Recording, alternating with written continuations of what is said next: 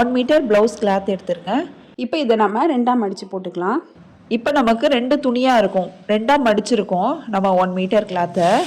இப்போது இது இன்னொரு மடிப்பு மடிக்க போகிறோம். ஃபஸ்ட்டு ஒரு தடவை மடிச்சிருக்கோம், 2 துணியாக இருக்குது. இது இன்னொரு தடவை நம்ம மடிச்சிக்கலாம். இப்போ 4 துணியாக இருக்கும். நம்ம ஸ்லீவ் கட் பண்ண போகிறோம், அதனால தான் துணியை 4ஆக மடிச்சிருக்கோம்.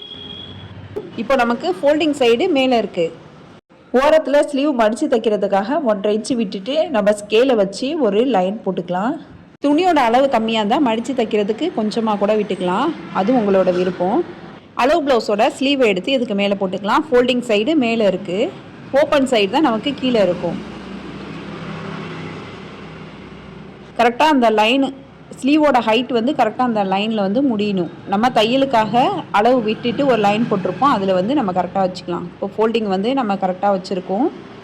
இதுக்கப்புறமா நம்ம மார்க் பண்ணிக்கலாம். நம்ம எந்த இடத்துக்கிட்ட ஸ்லீவை ஜாயின் பண்ணியிருக்கோமோ அதுக்கிட்ட ஒரு மார்க்கு, கீழே ஆம் ஹோல் சைடில் இந்த இடத்துக்கிட்ட நம்ம ஜாயின் பண்ணியிருக்கோம், அதுக்கிட்ட ஒரு மார்க்கும், பக்கத்தில் தையலுக்காக ஒரு மார்க். இப்போது சைடில் வந்து நம்ம ஒரு கோடு போட்டுடலாம். இதோட நமக்கு ஸ்லீவ் முடியுது.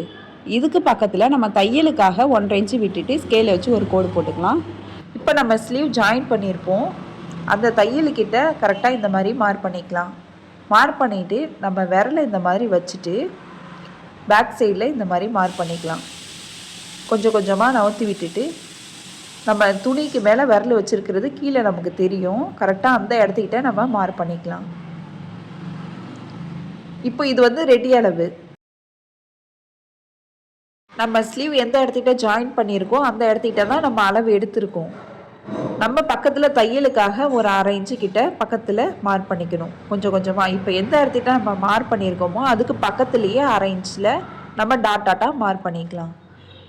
நம்ம 1/2 இன்ச்சு விட்டுட்டு கட் பண்ணோம்னா தான் ஸ்டிச் பண்ணதுக்கப்புறமா ரெடி அளவு கரெக்டாக இருக்கும். ஃப்ரெஞ்ச் கவ் இருந்தால் ஃப்ரெஞ்ச் கவ் வச்சு மார்க் பண்ணிக்கலாம், இல்லைனா ஃப்ரீ ஹேண்ட்லேயும் மார்க் பண்ணிக்கலாம். இப்போது ஸ்லீவை வந்து நம்ம கட் பண்ணி எடுத்துடலாம். நம்ம அளவு ப்ளவுஸை வச்சு மார்க் பண்ணி கட் பண்ணும் போது அளவு ப்ளவுஸ் வந்து நம்ம நல்லா அயன் பண்ணிடணும். ஏன்னா அளவு ப்ளவுஸ் சுருக்கமாக இருந்துச்சுன்னா நமக்கு அளவு மாறுறதுக்கு நிறையா வாய்ப்பு இருக்குது. அதனால அளவு ப்ளவுஸை நம்ம அயன் பண்ணிவிட்டு அதுக்கப்புறமா தான் மார்க் பண்ணணும். சென்டரில் நாட்சஸ் கட் பண்ணிக்கலாம். இப்போது ஸ்லீவை விரித்து போட்டுட்டு உள்குழி கட் பண்ணிக்கலாம். லைட்டாக உள் பக்கமாக நம்ம உள்குழி கட் பண்ணிக்கலாம். இதோட ஃபுல் வீடியோ பார்க்கணுன்னா கீழே இருக்கிற ப்ளே பட்டனை கிளிக் பண்ணி பாருங்கள். தேங்க்ஸ் ஃபார் வாட்சிங்.